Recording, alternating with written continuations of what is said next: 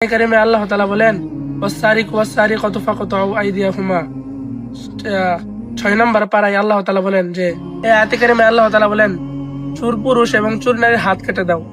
তো এই দুনিয়াতে আল্লাহ তাআলা এই শাস্তির বিধান নাজিল করেছেন, কিন্তু এটা এই দুনিয়াতে চলে না। দ্বিতীয়ত হচ্ছে এটা আপনার হক না, এটা অন্য আরেকজনের হক। তো আপনি তার হক কেড়ে যে খাচ্ছেন, তো এটা কিয়ামতের দিন আপনাকে আল্লাহ তাআলা যখন কিয়ামতের দিন এই প্রশ্ন আপনাকে করবে, তখন আপনার কি কোনো উত্তর আছে?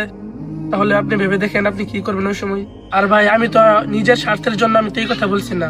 আপনি যে বলছেন যে আপনার কি সমস্যা, তো আমার তো এখানে কোনো সমস্যা না। আপনি বরং পরকালে যে সমস্যায় পড়বেন, তো ওই কথা ভেবে আমি আপনাকে এই কথাটা বলছি। তো আপনি ঠিক করে নেন আমি যা বলছি, আমি কি ভুল কিছু বলছি, আপনি আল্লাহ বুঝে নেন। হুজুর, কি আর করাম বলেন? এই দিকে তাকাইলে গুনা, ওই দিকে তাকাইলে গুনা, দুনিয়াটা মানে গুনা। আপনি যে এইভাবে আমাকে সুন্দর করে বুঝাই বললেন, এটা তো আমি জানি না, ঠিক আছে? এটা যে এত বড় গুনা, এটা যদি আমি আগে জানতাম, তাহলে মনে হয় আমি এই কাজটা করতাম না।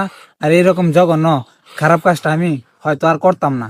তাহলে হুজুর, এখন আমার করণীয় কি? আমি যে এই গাছের বড় চুরি করে পাইরা খেয়ে ফেলছি, এখন কি আমার কোনো ক্ষতি হবে? এটা যদি আপনি বলতেন তাহলে খুবই ভালো হইতো। উপায় তো একটা আছে ভাই, এই গাছটা তো কদম আলী ভাইয়ের। তো আপনি কদম আলী ভাইয়ের কাছে যান, আপনি তাকে বলেন যে আমি আপনার গাছ থেকে বিনা অনুমতিতে বড়ই খেয়ে ফেলছি, এখন আপনি যদি আমাকে মাফ করে দেন, তো মাফ চান, দেখেন কি করে। যদি মাফ করে দেয় আলহামদুলিল্লাহ, তাহলে আপনার জন্য ভালো এটা। তাহলে এই গুনাহ থেকে আপনি বেঁচে যাবেন।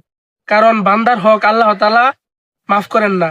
আল্লাহর হক এটা আল্লাহ তাআলা চাইলে মাফ করে দিতে পারেন। তো আপনি যেহেতু বান্দার হক কে রেখেছেন, তো আপনি ওই কদম আলী ভাইয়ের কাছে যান।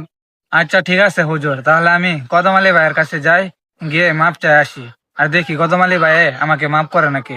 আর হুজুর, আপনাকে খুবই ধন্যবাদ। আপনার কারণে আমি আজকে এই ভুলটা সংশোধন করতে পারছি। আর এই এত বড় যে এটা গুনাহ, এটা আমি জানতাম না, শুধু আপনার কারণে এটা জানলাম।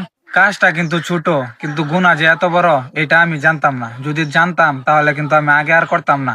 আর এই চুরি করা, মনে করেন হুজুর, আমি আজকে থেকে বাদ দিয়ে দিব। এটা যে এত বড় ক্ষতি আর এত বড় গুনাহ যদি আমি জানতাম, তাহলে মনে হয় এই কাজটা করতাম না। আর আমি কদম আলী ভাইয়ের কাছে গিয়ে মাপ চেয়ে আসি, দেখি কদম আলী ভাই আমাকে কি মাফ করে নাকি।